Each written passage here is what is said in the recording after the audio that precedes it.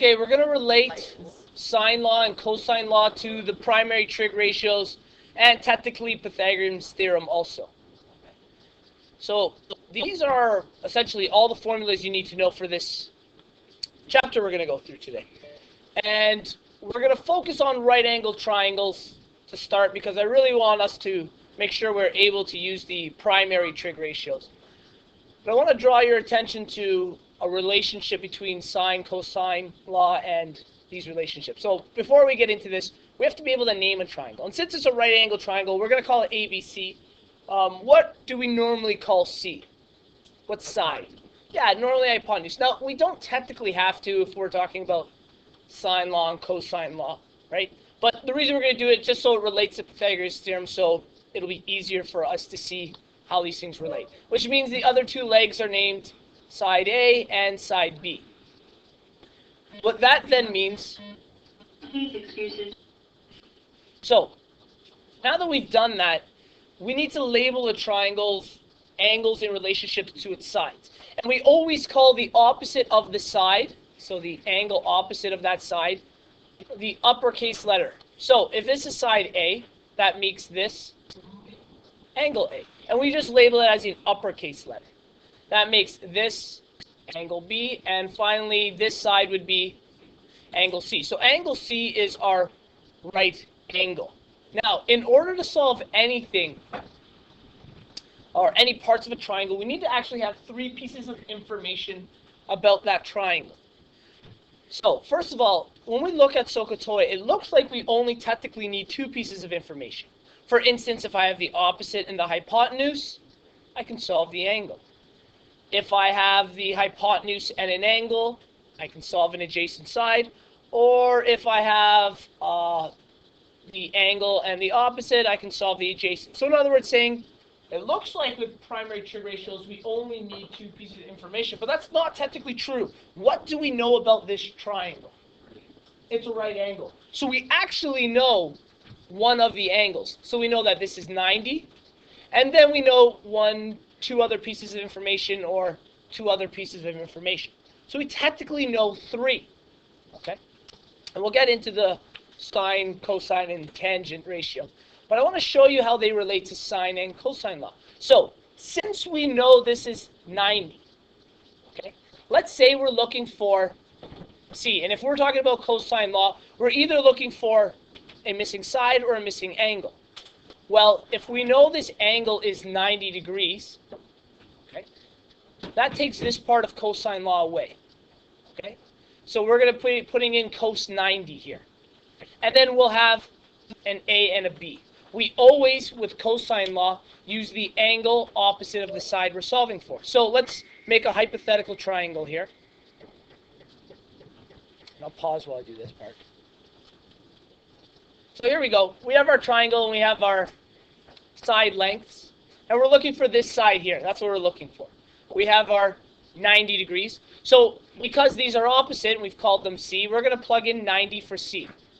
Okay? We'll plug in all of our other information too. Technically, we're looking for C, so we'll highlight that in green. C squared is equal to, which side do we need to be A? Does it matter? No, either can be A. So let's call this, oh, sorry, actually in the other example we called this A. So this will be our A, 5 squared, plus this will be our B, 6 squared, minus 2 times A times B, cos. And what is the angle we have? 90. Now, on your calculators, I want you to solve cos 90. Take this out. 90 degrees. And on my calculator, I hit cos. What does this equal? 0. So it ends up being 0. So what does that mean for this part? This is negative 2 times 5 times 6 times, what's cos 90? 0. When I multiply 0 by all of these numbers, what's going to happen? It's going to be 0. They're all going to cancel out. What will we then be left with? C squared is equal to... What is this? Do we know this formula? Pythagorean's theorem. So it's not that we can't use cosine law and sine law with 90 degrees angles? We do, but there's really no point. We already know from Pythagorean's theorem that if we have these two sides, we can easily find this using this formula here. Okay? If we plugged it into cosine law, we wouldn't be wrong. We would just have gone through a couple extra steps we didn't need to go through in the first place. Okay? Let's do sine law now. So, sorry, before we go on, let's actually finish that question. What is 5 squared? What's 6 squared? When you add them together, what do you get? Great. Are we done? Square root it. What's the square root of 61? Boom. That's it. This is 7.8. I'm hoping you're right. I'm going by your word here. Okay, so in these examples, we're going to relate sine law to our primary trig ratios. So with our sine law, there you go. Now sine law is technically written as sine A over A, sine B over B equals sine C over C. Now, they've given us 3. We only need 2. We only need 2 equivalent ratios, whether it's these two, or the outside 2. It doesn't really matter. Okay? Again, to be consistent with our Pythagorean theorem, we're going to call the side opposite 90 degrees. We'll call that our C. And we have 2 pieces of information about the C. We have the side. We know that it's 8 units. I guess we can call it centimeters. And what angle is this? 90, right? So we have 2 pieces of information there, and our third piece of information. We always need 3 pieces of information to solve. This will be 5 centimeters. We'll call this A. Okay? So in other words, we no longer need the middle part of our sine ratio to work with. So let's scroll down a bit. Let's plug these values in. A, okay? Sine uppercase A stands for the angle. So in this case, we're looking for this angle here. This is our A. How long is side A? 5. Is going to be equal to sine, what's our angle for C? 90, good. And our side for C is 8. Okay, I know you can't see it there.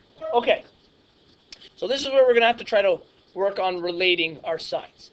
I'm going to do a little math. I want to isolate, before I calculate anything, I want to isolate the sine A. Okay, so I need to move this 5 over. In order to move this 5 over, what does it have to do? Multiply, that's right. So this is now going to read sine A. Oh, you guys can see. There you go. Sine A is equal to sine 90 times 5 over 8. Okay. Now remember, for our primary trig ratio, I'm going to write it below. It's sine theta. Theta stands for the angle, and our uppercase in sine law stands for the angle. So these are the same thing. Is equal to the opposite over the hypotenuse. Okay. I want you guys to equate sine 90 on a calculator. So 90 sine, where is it? Is equal to what? 1. So in other words, this is the number 1. What is 1 times 5? 5. So we're left with sine A is equal to 5 over 8. And let's look back up here. 8 was what? Starts with an H. What's that side of the triangle called? That's the hypotenuse. And this angle, or this side, is considered what to this angle? Is it the adjacent or the opposite? It's the opposite. So here's our opposite. Here's our hypotenuse. Using sine law, we've just set up sine A is equal to opposite over hypotenuse. It's the exact same thing. So now we're going to actually solve it. So we have sine theta is equal to 5 over 8. Now to solve for an angle, we need the angle to be by itself. Great, how do I do that? And what does it become on the other side? Not quite. Sine is a little different when it moves. The inverse. Yes, so we do it to sine, and it looks like on your calculator to the power of -1 of 5 over 8. Make sure your calculator's in degrees. We're going to work in degrees in this for this chapter. Anyone can give me an angle here? 38.68 degrees. So, if you look, we started with sine law. That keeps doing that. That's enough. We started with sine law, but that was a lot of extra work Oh, jeez. We really could have just started way down here. So it's not that we couldn't use sine law to solve it. It's just a lot of extra work for us. They're still technically the same thing. And let's do the other idea using sine law. Let's solve for a side. So I'm going to solve for this unknown side here. We'll call it b in this case. Okay. So using the same sine law from over here, we're again going to call this c. The side c is 6, and our angle is 90 degrees. Okay. Let's go about solving this.